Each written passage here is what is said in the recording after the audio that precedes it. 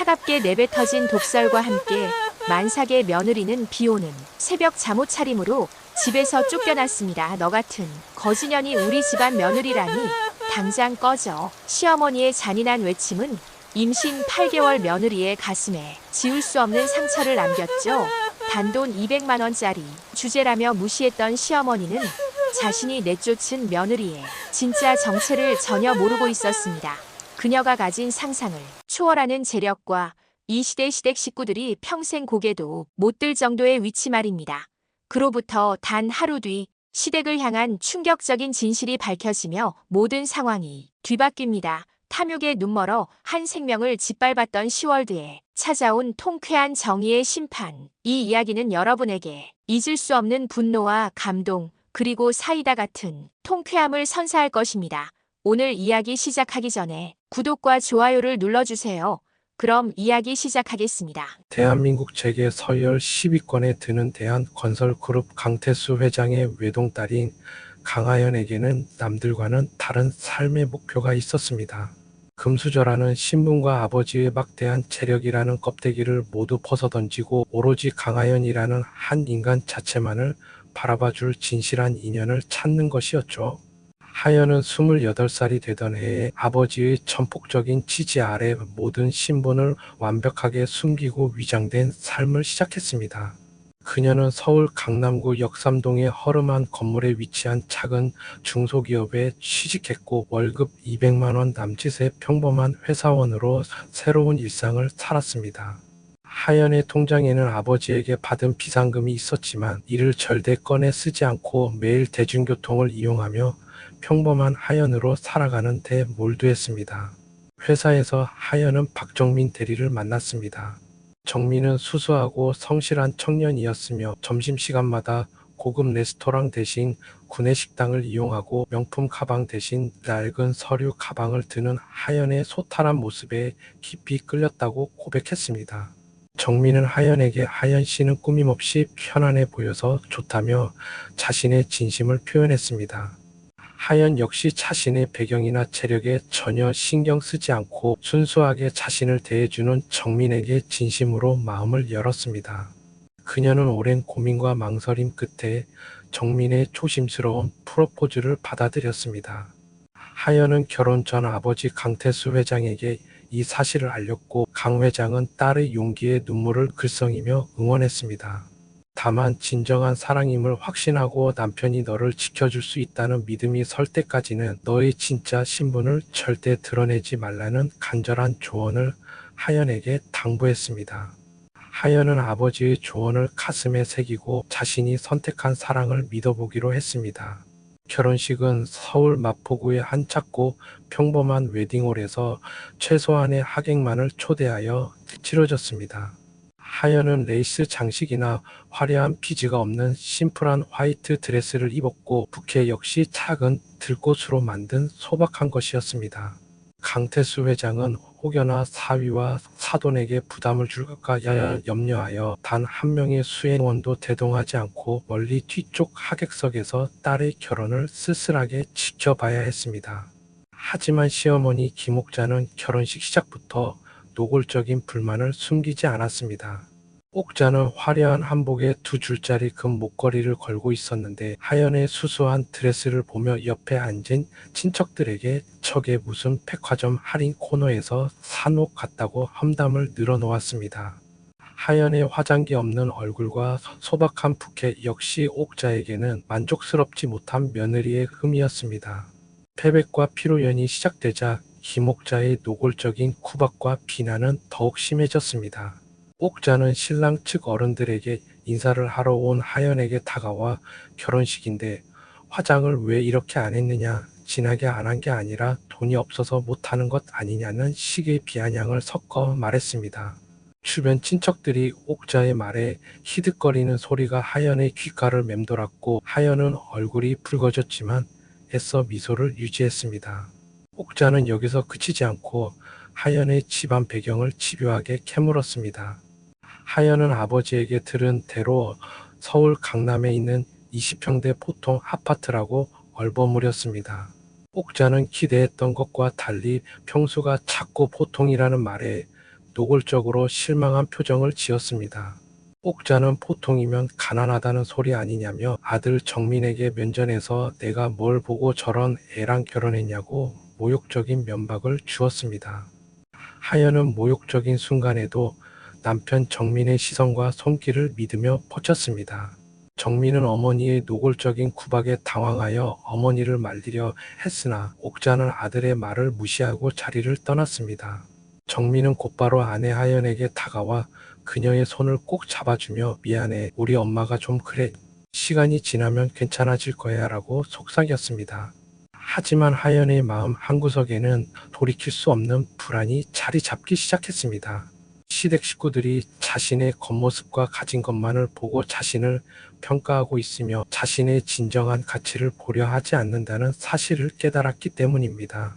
제주도에서의 짧은 신혼여행을 마치고 시댁에 도착했을 때 김옥자는 하연을 향해 차가운 목소리로 우리 집 며느리로 들어왔으니 이제 제대로 해야 한다며 앞으로 닥칠 시련을 예고했습니다.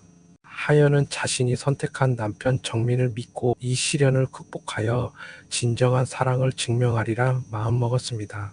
하지만 그녀의 굳은 결심에도 불구하고 이 결혼이 행복으로 이어질 수 있을지 깊은 고민에 빠졌습니다.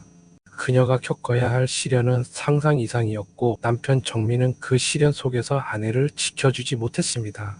신혼여행을 마치고 시댁에서의 불편한 동거가 시작되면서 하연의 예감은 불행한 현실이 되어갔습니다. 시어머니 김옥자는 하연을 며느리가 아닌 집안의 값싼 노동자로 대하기 시작했습니다. 매일 아침 새벽같이 일어나 시부모의 아침상을 차려야 했고 퇴근 후에도 집안일은 하연의 몫이었습니다. 옥자는 시도 때도 없이 하연의 옷차림이나 회사 월급을 꼬투리 잡으며 비난했고 우리 집안에 내가 해온 게 뭐가 있냐며 노골적으로 모욕감을 주었습니다. 하연은 굳건히 마음을 다잡고 시련을 견뎌보려 했지만 남편 정민의 무기력한 태도는 그녀를 더욱 지치게 했습니다. 정민은 어머니의 구박을 외면하거나 엄마도 고생이 많으시니 내가 이해하라는 말로 상황을 회피하기 일쑤였습니다. 하연은 정민이 자신을 진정으로 지켜줄 수 있는 사람인지 회의감을 느끼기 시작했습니다. 결혼 2주 후 신혼집 계약을 위한 가족회의가 열렸습니다. 거실 테이블 위에는 경기도 외곽 고양시의 낡은 25평 아파트 서류가 펼쳐져 있었습니다. 시아버지 박동식은 이 아파트를 가리키며 위치가 나쁘지 않고 가격도 3억 원으로 적당하다고 말했습니다. 시어머니 옥자는 즉시 하연에게 보증금 2억 원을 마련하라고 요구했습니다. 하연은 자신이 중소기업에 다니는 평범한 월급쟁이임을 숨기고 있었기에 당황했습니다. 정민은 옆에서 하연이가 모아둔 퇴직금과 적금 8천만 원이 있다고 말했고 옥자는 날카로운 눈빛으로 나머지는 어떻게 할 것이냐고 추궁했습니다. 하연은 결국 친정아버지 강태수 회장에게 연락해 적금을 깼다고 둘러댈 명목의 돈 1억 2천만 원을 개인 통장으로 이체받았습니다. 강 회장은 불안해했지만 딸의 뜻을 존중하여 시댁이 절대 모르게 돈을 보내주었습니다. 하연은 그 돈을 옥자에게 전달했고 옥자는 흡족한 미소를 지으며 내 부모님 형편이 생각보다 괜찮다고 비아냥거렸습니다. 돈이 마련되자 옥자의 본색이 드러나기 시작했습니다. 옥자는 세금 문제도 있고 명의가 여러 개면 나중에 복잡하다는 그럴듯한 핑계를 대며 신혼집 명의를 남편인 박동식 시아버지 이름으로 하자고 강력하게 주장했습니다. 하연은 당황하여 제 돈으로 사는 것인데 왜요? 라고 조심스럽게 반문했습니다. 옥자는 하연의 질문에 얼굴을 굳히며 부부가 되었는데 내 돈이 어디 있냐? 다 우리 집안 돈이다. 나중에 너희한테 명의를 돌려줄 테니 시아버지를 못 믿는 것이냐며 하연을 몰아세웠습니다. 남편 정민은 다시 한번 괜찮아. 우리 부부인데 상관없다며 하연의 불안을 외면했습니다. 가족이라는 이름과 정민의 무책임한 안심에 하연은 더 이상 반대할 수 없었습니다. 그녀는 스스로에게 시댁 가족을 믿어야 한다고 되뇌며 이 모든 상황을 받아들였습니다. 계약 당일 부동산 중개소에서 만난 자리에서 시아버지 동식은 하연의 만류에도 불구하고 계약자 성명에 자신의 이름인 박동식을 적었습니다. 하연은 불안했지만 남편은 여전히 침묵했습니다. 그러나 며칠 후 하연의 불안은 현실이 되었습니다. 하연은 혹시나 하는 마음에 인터넷을 통해 부동산 등기부등본을 확인했습니다. 서류에는 명의자 박동식 소유권 이전 일자, 그리고 가장 중요한 비고란의 증여라고 명확히 기재되어 있었습니다. 하연은 망치로 머리를 맞은 듯 충격에 빠졌습니다. 시아버지에게 돈을 빌려준 것이 아니라 총 2억 원이 넘는 돈을 시댁에 선물로 준 것으로 처리된 것입니다. 하연은 즉시 정민에게 따졌습니다. 이게 무슨 뜻이냐? 왜 증여로 처리되었느냐고 묻자 정민은 당황하며 아버지에게 다시 물어보겠다. 세금 때문에 실수한 것 같다고 변명할 뿐이었습니다. 시아버지는 나중에 복잡하게 될까봐 편의상 그렇게 한 것이라며 오히려 하연을 다그쳤습니다. 하연은 이제 시댁이 처음부터 자신의 재산을 가로채기 위해 계획적인 사기를 벌였음을 깨달았습니다. 그녀는 8천만 원이 넘는 자신의 돈은 물론 아버지에게서 받은 1억 2천만 원까지 모두 돌려받기 어려운 상황에 놓인 것입니다. 배신감과 함께 자신을 기만한 시댁에 대한 분노가 치밀어 올랐습니다. 그녀는 혹시라도 이 사실을 아버지에게 알리면 모든 것이 폭로될까 봐 두려웠습니다. 하연은 베개를 끌어안고 홀로 밤을 지새웠습니다. 옆에서 아무 걱정 없이 코를 골며 자고 있는 남편 정민을 바라보며 하연은 자신의 선택이 얼마나 큰 실수였는지 뼈저리게 후회했습니다. 그녀는 아버지의 조언처럼 돈이 아니라 사람됨을 봐주는 진짜 사랑을 찾기 위한 시험에서 처참하게 실패한 기분이었습니다. 그러나 하연은 아직 포기하지 않았습니다. 그녀는 남편 정민이 결국 자신을 이해하고 시댁의 잘못을 바로잡아 줄 것이라는 신라 같은 희망을 놓지 않으려 했습니다. 하지만 이 희망은 곧 산산조각 날 운명이었습니다. 신혼집 계약을 둘러싼 재산 편취 사건으로 하연의 마음은 이미 만신창이가 되었지만 그녀에게 더 큰 시련이 닥쳐왔습니다. 결혼 석 달 후 하연은 출근길에 갑작스러운 메스꺼움을 느꼈습니다. 몸 상태가 심상치 않음을 직감한 그녀는 회사를 조퇴하고 산부인과를 찾았고 임신 6주라는 의사의 진단을 받았습니다. 기쁨과 동시에 불안감이 밀려왔습니다. 자신이 겪고 있는 시댁과의 갈등 속에서 이 아이를 건강하게 지켜낼 수 있을지 걱정되었습니다. 하연은 초음파 사진을 손에 쥐고 남편 정민에게 이 소식을 전했습니다. 정민은 뜻밖의 소식에 처음에는 놀랐지만 곧 기쁨을 감추지 못하며 와 대박, 우리 아기가 생겼네라며 오늘 일찍 퇴근하겠다고 약속했습니다. 정민의 기뻐하는 목소리를 듣고 하연은 잠시나마 시댁에서의 모든 불행을 잊을 수 있었습니다. 그러나 시어머니 김옥자의 반응은 하연의 기대를 산산조각 냈습니다. 저녁 식사 후 하연이 조심스럽게 임신 사실을 알리고 초음파 사진을 보여주자 옥자의 표정은 순식간에 차갑게 굳었습니다. 옥자는 사진을 보지도 않고 애는 왜 가졌니? 지금 내 형편의 애를 어떻게 키울 거니? 라며 날카롭게 다그쳤습니다. 하연은 당황하여 자연스럽게 생긴 것이고 저희가 열심히 하면 괜찮을 거예요 라고 대답했지만 옥자는 비웃음을 날렸습니다. 열심히? 내 월급 200만 원, 정민이 월급 300만 원으로 셋이 어떻게 살겠니? 피임도 안 했냐? 옥자의 독설에 하연은 눈물이 터져 나왔지만 옥자는 며느리의 눈물에도 전혀 동요하지 않았습니다. 그때 퇴근하고 돌아온 정민이 상황을 수습하려 했지만 옥자는 아들에게까지 너 정신 차려. 애 키우는데 돈이 얼마나 드는지 아느냐며 쏘아붙였습니다. 옥자의 잔인한 추궁은 멈추지 않았고 끝내 하연의 뱃속 아기를 지우면 되지 않느냐는 충격적인 말까지 내뱉었습니다. 하연은 화장실로 달려가 문을 잠그고 울음을 터뜨렸습니다. 자신의 아이를 지우라는 시어머니의 말에 하연은 숨이 막혔습니다. 이후 하연의 임신 생활은 지옥 그 자체였습니다. 입덧이 너무 심해 회사를 그만두고 시댁에 머물게 되자 옥자의 구박은 크게 달했습니다. 옥자는 하연의 입덧을 꾀병이라고 몰아세우며 새벽 5시 반부터 일어나 아침밥을 준비하게 했습니다. 밥 냄새나 생선 비린내만 맡아도 구역질을 하던 하연은 화장실을 들락거려야 했고 옥자는 그때마다 우리 때는 임신해도 다 이랬다. 요즘 애들은 너무 약해 빠졌다며 끊임없이 잔소리를 했습니다. 임신 4개월 차에 접어들었지만 하연은 하루 종일 집안일을 멈출 수 없었습니다. 배가 조금씩 불러와 허리를 숙이기 힘들 때에도 옥자는 소파에 앉아 TV를 보며 하연에게 걸레질과 창문 닦기를 강요했습니다. 한 번은 어지러움을 느껴 주저앉으려 하자 옥자는 누워만 있으려 하느냐 일어나 움직여야지라며 며느리를 잡아 일으키기도 했습니다. 더욱 견디기 힘들었던 것은 남편 정민의 태도였습니다. 하연이 밤에 온몸이 쑤시고 힘들다고 하소연해도 정민은 핸드폰을 보며 엄마도 힘드시니 조금만 참아라는 말만 반복했습니다. 그는 자신의 어머니에게 단 한 번도 하연을 옹호하거나 어머니의 부당함을 지적하지 못했습니다. 하연은 추위에 잠이 깨도 이불을 혼자 독차지하고 자는 정민을 보며 깊은 외로움과 배신감을 느꼈습니다. 시댁에서의 생활은 점점 하연의 건강을 갉아먹었습니다.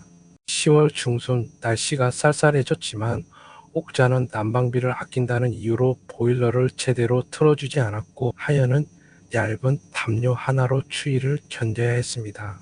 설거지를 할 때 고무장갑을 끼겠다고 조심스럽게 부탁하자 옥자는 그런 건 없다.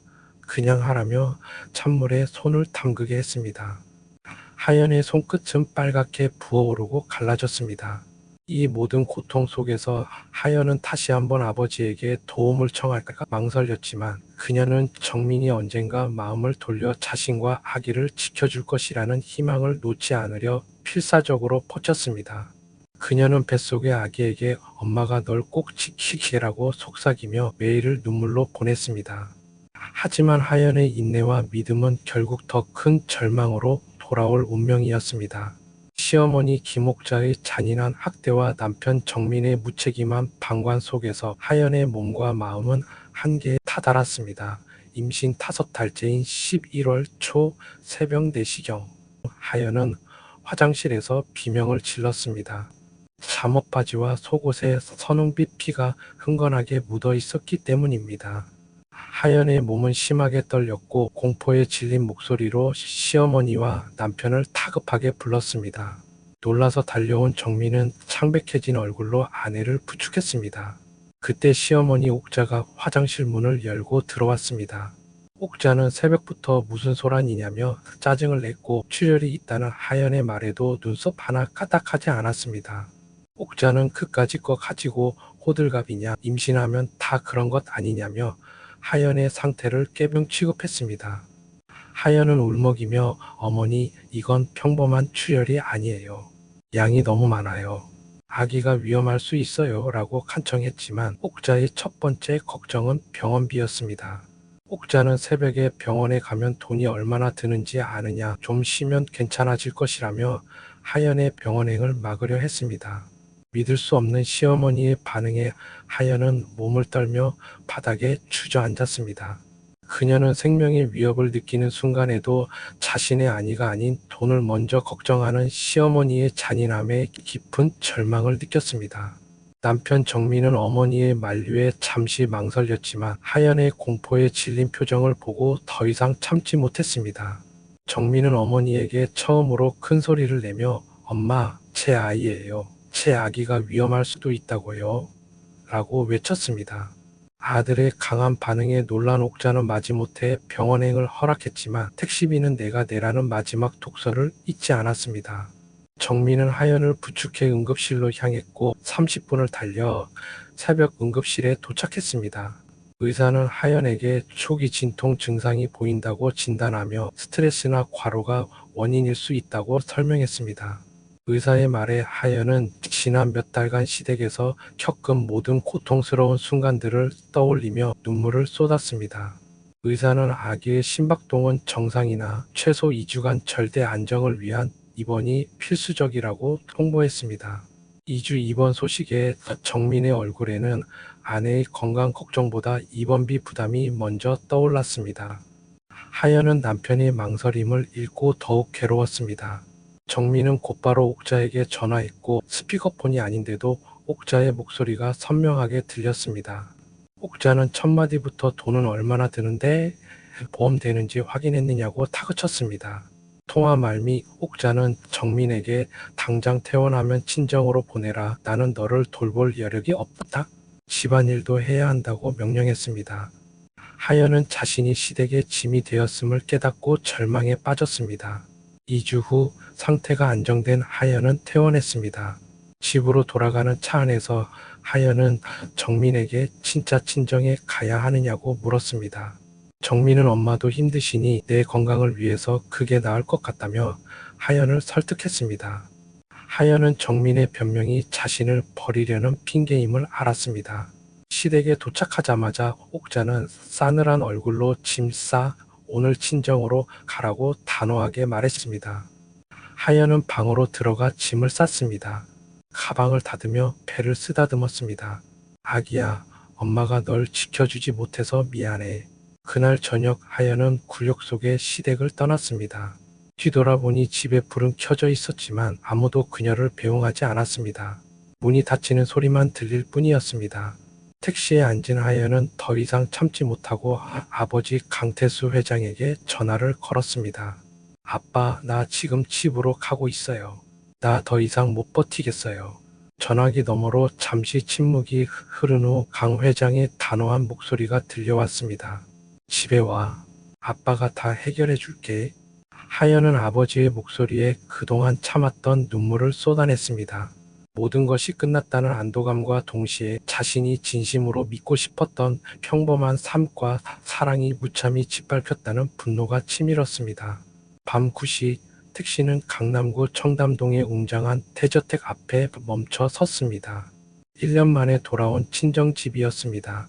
따뜻한 난방이 온몸을 감쌌고 아버지 강태수 회장이 거실에서 기다리고 있었습니다. 하연은 아버지의 품에 안겨 그동안 겪었던 모든 고통과 모욕을 울음으로 토해냈습니다. 아버지 태수는 딸의 등을 말없이 토닥이며 내 잘못이 아니야. 그들이 너를 속인 거야 라고 위로했습니다. 하연은 일단 방에 가서 푹 쉬라는 아버지의 말에 고개를 끄덕이고 푹신하고 따뜻한 침대에 누워 잠을 청했습니다. 그러나 그녀의 마음은 잠들지 못했습니다.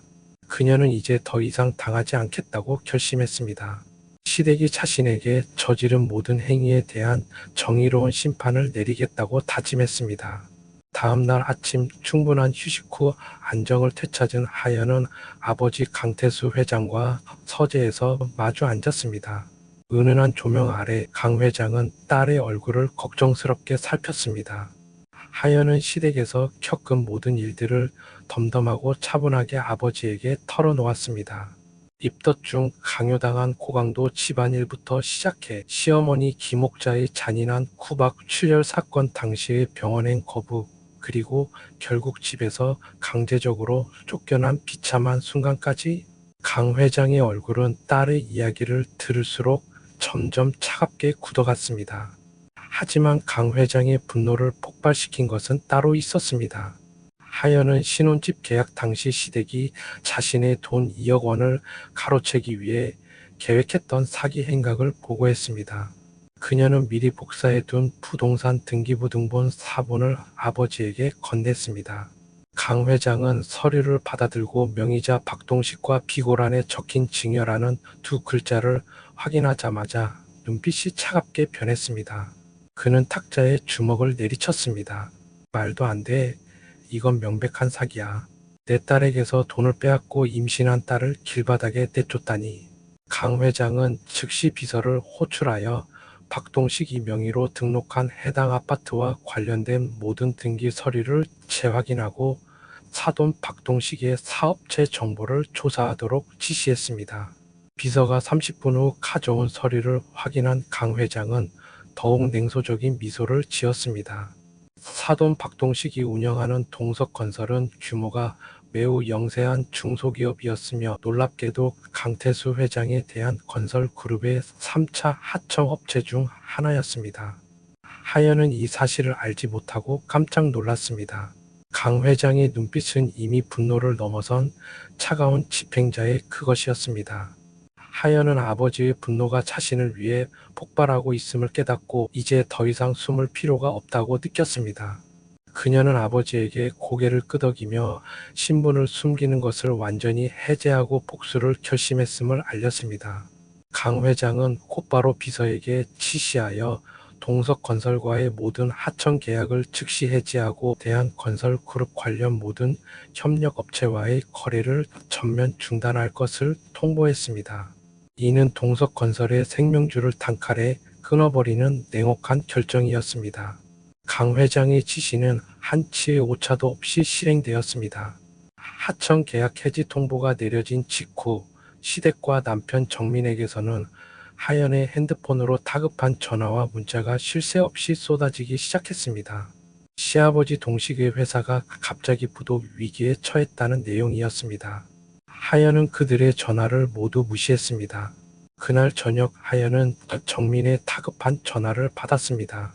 정민은 떨리는 목소리로 하연아, 우리 회사에 갑자기 계약 해지 통보가 왔어.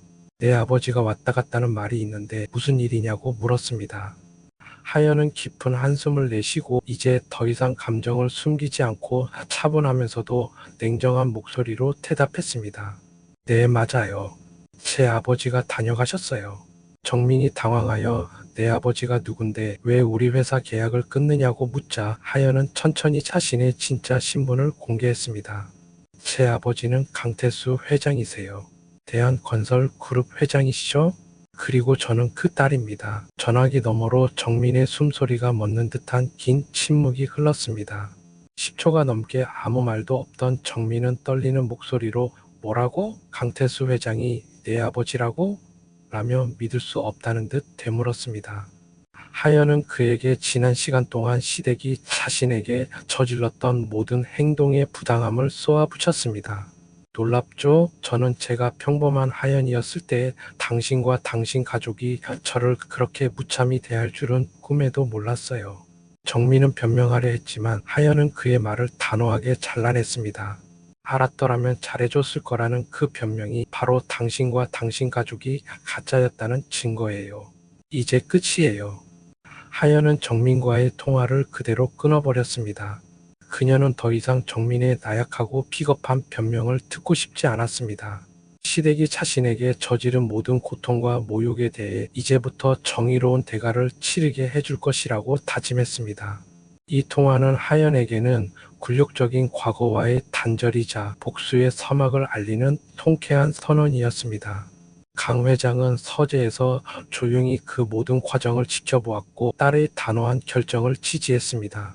이제 시댁의 몰락은 피할 수 없는 현실이 되었습니다. 하연이 자신의 진짜 신분을 공개하고 이별을 통보한 다음 날 시댁은 그야말로 아수라장이 되었습니다. 김옥자는 믿을 수 없는 현실의 소파에 주저앉아 울부짖었고 박동식은 사장실에서 머리를 감싸 쥔 채 멍하니 앉아 있었습니다. 대한건설그룹 강태수 회장의 사돈을 상대로 사기 행각을 벌였다는 사실에 시댁은 충격과 공포에 휩싸였습니다. 남편 정민은 방에 틀어박혀 나오지 못했고 그들의 세상은 단 하루 만에 무너지기 시작했습니다. 그날 오전 10시 강태수 회장은 하영과 함께 박동식의 동석건설로 향했습니다. 고급 세단 세 대가 낡은 3층짜리 건물 앞에 멈춰 서자 직원들은 물론 박동식까지 공포에 질렸습니다. 강 회장은 냉랭한 표정으로 사장실 문을 열고 들어갔습니다. 박동식은 전화를 하다 말고 얼굴이 새하얗게 질려 자리에서 일어났습니다. 하연은 감정 없는 목소리로 오랜만이에요. 아버님이라고 인사했고 박동식은 하연과 강 회장을 번갈아 보며 모든 상황을 깨닫고 주저앉았습니다. 강 회장은 곧바로 등기부등본 사본을 박동식의 책상 위에 던졌습니다. 강 회장은 내 딸에게서 2억 원이 넘는 돈을 증여 형태로 가로채고 임신한 딸을 학대하여 길거리에 내쫓은 대가가 무엇인지 똑똑히 보여주겠다고 선언했습니다. 그는 동석건설이 대한건설그룹의 3차 하청업체임을 언급하며 이미 모든 거래를 중단시켰음을 통보했습니다. 박동식은 무릎을 꿇고 회장님 제발 용서해 주십시오. 직원들도 먹고 살아야 합니다라고 애원했지만 강 회장의 말은 냉정했습니다. 내 딸의 생명과 행복은 당신 내 가족이 어떻게 대했는지 생각해 보십시오. 강 회장은 김 비서에게 지시하여 동석건설과 관련된 모든 협력업체 18곳에도 거래 중단 통보를 내렸습니다. 이는 동석건설을 완전히 파멸시키겠다는 단호한 의지였습니다. 하연은 냉혹한 복수의 현장을 지켜보면서도 자신의 고통에 상응하는 정의로운 심판이 내려지고 있음을 확인했습니다. 불과 며칠 만에 동석건설은 자금난에 시달리며 무너졌습니다. 은행에서는 회사 운영 자금으로 빌려준 2억 원의 대출금을 즉시 회수하겠다는 통보가 날아왔고 거래처의 전화는 쉴 새 없이 빗발쳤습니다. 박동식은 직원들을 모아 회사가 파산 직전임을 알리고 월급을 지급할 수 없음을 통보해야 했습니다. 분노와 실망에 찬 직원들은 회의실을 박차고 나갔고 30년 가까이 쌓아 올린 박동식의 사업은 석 달 만에 공중분해되었습니다. 시댁 가족의 몰락은 회사에서 집으로 이어졌습니다. 불법적인 재산 편취와 차금 운용에 따른 세금 체납으로 인해 살고 있던 아파트 현관문에는 빨간 압류 딱지가 붙었습니다. 김옥자는 압류 통지서를 보고 울부짖으며 그 자리에 주저앉았습니다. 시어머니가 평생의 자랑으로 여겼던 그 아파트는 결국 경매에 넘어갔고 시댁 식구들은 짐을 싸야 했습니다. 그들이 이사한 곳은 경기도 외곽의 15평도 채 되지 않는 낡고 좁은 원룸이었습니다. 30년간 풍족하게 살았던 삶이 하루아침에 처참하게 무너졌습니다. 박동식은 사장에서 하루 10만 원을 버는 건설 현장 일용직 노동자로 전락했습니다. 예전에는 자신이 사장이었던 현장에서 무거운 철근을 나르는 막노동을 하며 땀을 흘려야 했습니다.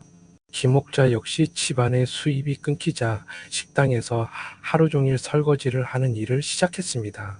뜨거운 물과 찬물에 번갈아 손을 담가 손이 거칠어지고 허리가 굽었지만 생활비를 벌기 위해 버텨야 했습니다. 옥자는 밤마다 며느리가 재벌 딸인 줄 알았으면 이런 일 없었을 텐데라며 하연을 원망했지만 결국 모든 것이 자신들의 탐욕 때문임을 스스로도 알고 있었습니다. 남편 정민은 아버지 회사가 망하면서 일자리를 잃었고 가까스로 편의점 아르바이트를 구했습니다. 시간당 10,000원을 받으며 야간 근무를 하는 신세가 되었습니다. 어느 날 정민은 편의점에서 TV 뉴스를 보다가 멈칫했습니다. 화면에는 대한건설그룹 강태수 회장의 딸 강하연의 기사가 나오고 있었습니다. 하연은 건강하게 아들을 출산했으며 행복하게 아기를 안고 있는 모습이었습니다. 정민은 멍하니 화면을 바라보며 자신이 외면했던 자신의 아이와 아내 하연의 행복한 모습을 보았습니다. 후회가 밀려왔습니다. 자신이 비겁하게 어머니의 편을 들지 않았더라면 아내와 아이를 지킬 수 있었을 텐데. 하지만 이미 늦었습니다. 그들은 자신들이 하연에게 저지른 모든 악행의 대가를 치르고 있었습니다. 김옥자는 원룸 바닥에 주저앉아 울부짖었고 가족 모두는 몰락의 끝을 향해 가고 있었습니다. 시댁 가족의 몰락은 끝없이 이어졌습니다. 작은 원룸으로 쫓겨난 지 며칠 후 그들에게 법원에서 우편물 하나가 도착했습니다. 시아버지 박동식이 떨리는 손으로 봉투를 뜯어보니 증여세 납부 통보서였습니다. 신혼집 명의를 증여로 돌려 하연의 돈을 편취했던 행위가 결국 부메랑이 되어 돌아온 것입니다. 통지서에는 증여세 2억 1천만 원을 한 달 이내에 납부하라는 내용이 명시되어 있었습니다. 김옥자는 이 금액을 확인하고 경악했습니다. 2억 1천만 원은 이미 모든 재산을 잃은 그들이 도저히 마련할 수 없는 금액이었습니다. 옥자는 바닥에 주저앉아 이게 다 그 며느리 때문이야. 그 돈을 어떻게 갚아라며 절규했지만 박동식은 허탈하게 웃으며 결국 우리가 저지른 사기 때문에 이 지경이 된 것이라며 현실을 받아들일 수밖에 없었습니다. 그들의 고통은 재정적인 문제로 끝나지 않았습니다. 며칠 후 편의점에서 야간 아르바이트를 하던 남편 정민의 앞에 고급 세단 한 대가 멈춰 섰습니다. 차에서 내린 사람은 다름 아닌 장인어른 강태수 회장이었습니다. 정민은 온몸이 얼어붙는 듯한 공포를 느꼈습니다. 강 회장은 정민을 차에 태우고 일말의 감정도 없는 차가운 눈빛으로 그를 응시했습니다. 강 회장은 이제 와서 장인어른이라 부를 자격은 없지 않느냐며 정민의 말을 잘랐습니다. 그리고는 서류 봉투 하나를 정민에게 건넸습니다. 봉투 안에는 이혼 합의서가 들어 있었습니다. 하연의 단호한 뜻이 담긴 서류였습니다. 합의서에는 정민이 하연에게 저지른 배우자의 부당한 대우와 방임이 이혼 사유로 명시되어 있었습니다. 정민은 하연이가 그럴 리가 없다며 부정하려 했지만 강 회장의 단호한 목소리가 그의 변명을 막았습니다. 당신은 아내가 임신했을 때 남편이 아니었고 아버지도 아니었어요. 당신은 아내가 학대당할 때 어머니의 편에 섰고 아내를 길거리로 내쫓았습니다. 강 회장은 정민에게 펜을 내밀며 즉시 서명할 것을 명령했습니다. 합의서에는 아이 양육권은 하연이 단독으로 가지며 정민은 아이를 볼 권리가 영구히 박탈된다는 내용이 포함되어 있었습니다. 정민은 떨리는 손으로 서류에 자신의 이름을 적어 넣었습니다. 모든 것을 잃은 절망감 속에서 그는 자신이 가장 소중한 존재인 아들을 영원히 잃게 되었음을 깨달았습니다. 한편 원룸에 남겨진 시아버지 박동식은 일용직 노동으로 다친 허리가 악화되어 일을 나갈 수 없게 되었습니다. 수입이 끊기자 김옥자는 생계를 유지하기 위해 새벽 청소 아르바이트를 하나 더 구했고 아침 6시부터 밤 10시까지 하루 16시간씩 혹독하게 일했습니다. 한 달 후 김옥자는 결국 과로로 쓰러져 병원 응급실에 실려갔습니다. 정민은 어머니를 급히 병원에 데려갔지만 의사는 과로로 인한 탈진이며 당분간 푹 쉬어야 한다고 진단했습니다. 문제는 입원비였습니다. 입원비 200만 원조차 마련할 수 없었던 정민은 최소한의 치료만 받고 어머니를 퇴원시켜야 했습니다. 집으로 돌아온 옥자는 원룸 바닥에 누워 움직일 힘조차 없었습니다. 수입이 완전히 끊기자 정민 혼자 편의점 아르바이트로 버는 150만 원으로는 세 식구가 생활하기에 턱없이 부족했습니다. 어느 날 저녁 정민은 편의점에서 유통기한이 지난 폐기 도시락을 얻어와 부모님에게 내밀었습니다. 박동식은 우리가 이런 것을 먹어야 하느냐며 울분을 토했고 김옥자는 후회와 죄책감에 울음을 터뜨렸습니다. 이게 다 내 잘못이야. 내가 하연이한테 잘했어야 했는데. 그러나 후회는 이미 늦었습니다. 며칠 후 시댁 앞으로 또 다른 우편물이 도착했습니다. 법원에서 온 재산 가압류 통지서였습니다. 집과 회사에 이어 남아있던 작은 예금 계좌마저 압류되자 박동식은 허탈하게 웃었습니다. 30년 동안 쌓아온 모든 것이 불과 석 달 만에 먼지처럼 사라진 것입니다. 그들의 원룸은 난방비조차 아끼기 위해 보일러를 켜지 않아 한겨울 추위가 그대로 스며들었습니다. 세 사람은 담요를 뒤집어 쓰고 웅크린 채 자신들의 탐욕이 불러온 비참한 운명을 견뎌야 했습니다. 정민은 창밖으로 내리는 눈을 보며 하연아 미안해라고 작게 중얼거렸습니다. 그들의 몰락은 바닥까지 내려와 완성되었고 더 이상 내려갈 곳도 되돌릴 수도 없는 막다른 골목에 처했습니다. 시간은 흘러 이듬해 봄 2025년 3월이 되었습니다. 하연은 청담동 친정 대저택의 따뜻한 햇살 아래에서 아들 태윤을 안고 있었습니다. 태윤은 생후 3개월이 되었고 작은 손으로 엄마의 손가락을 잡으며 방긋 웃었습니다.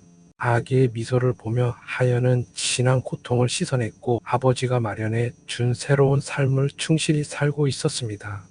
그녀는 아버지 강태수 회장의 조언대로 대한건설그룹 본사에 출근하여 전략기획실 이사로서 경영 수업을 받기 시작했습니다.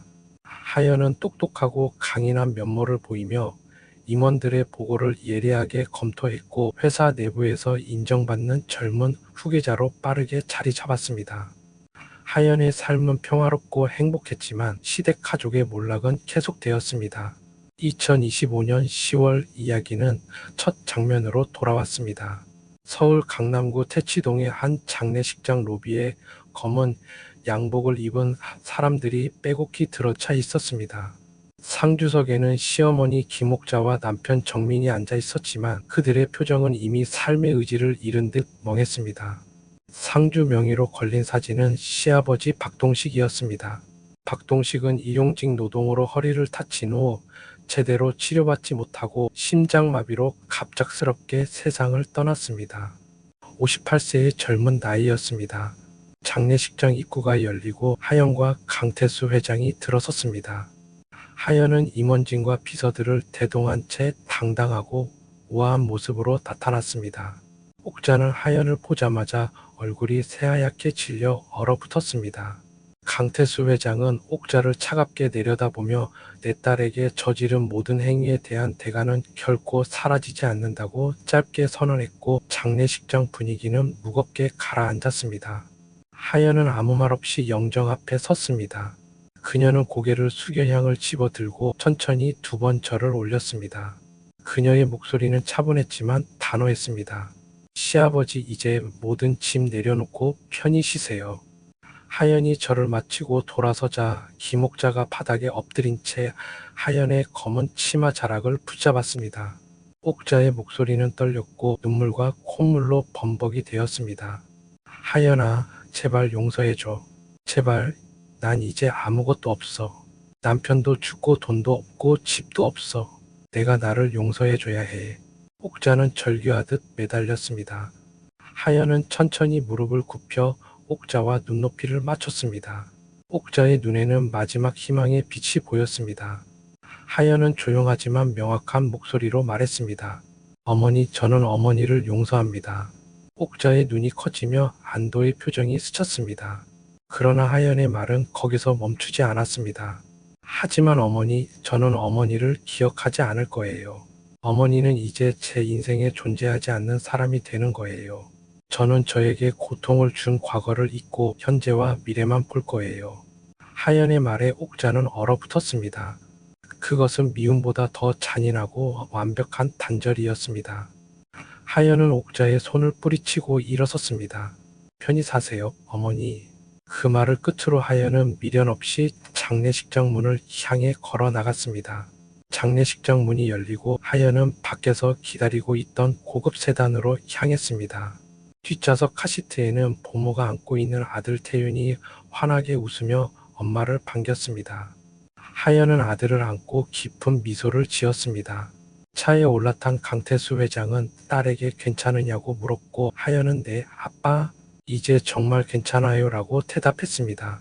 차가 장례식장을 출발하는 순간 하연은 창밖으로 마지막으로 정민과 눈이 마주쳤습니다. 정민은 초라한 모습으로 서서 하연을 응시했지만 하연은 잠깐의 시선 교환 후 미련 없이 고개를 돌렸습니다. 더 이상 그를 보아야 할 이유가 없었습니다. 하연은 아들에게 세상에는 돈이 아니라 진정한 사랑과 정의로운 행동의 가치가 가장 소중하다는 가르침을 전하며 새로운 삶을 이어갔습니다. 그녀는 과거의 고통을 잊고 강태수 회장의 곁에서 당당한 경영인으로 성장했습니다. 진정한 복수는 미움이 아닌 이즘이즘이며 진정한 행복은 과거가 아닌 현재에 있다는 것을 깨달은 하연의 삶은 그렇게 정의와 평화 속에서 시작되었습니다. 강하연 씨의 이야기는 결국 돈이 아닌 마음으로 사람을 대하는 것이 얼마나 중요한지 깨닫게 해줍니다. 그녀가 시댁에 내린 가장 통쾌한 복수는 미움이나 증오가 아니라 바로 기억하지 않는 망각이었습니다. 그녀는 과거의 고통에 묶이지 않고 아들 태윤과 함께 정의롭고 행복한 미래를 선택했죠. 여러분은 하연 씨의 이 선택에 대해 어떻게 생각하시나요? 임신한 며느리를 내쫓은 시어머니에게 내려진 이 파멸적인 심판이 과연 정당했을까요? 댓글로 여러분의 다양한 의견을 나눠주시면 좋겠습니다. 저희 채널은 여러분이 주시는 소중한 댓글과 피드백을 통해 더 좋은 이야기를 만들어가고 있습니다. 영상이 유익했다면 좋아요를 꼭 눌러주세요. 그리고 다음 이야기가 궁금하시다면 구독 버튼과 알림 설정까지 부탁드립니다. 구독과 좋아요는 저희에게 큰 힘이 됩니다. 다음에도 여러분의 가슴을 뛰게 할 충격적이고 감동적인 실화로 찾아뵙겠습니다. 시청해주셔서 감사합니다.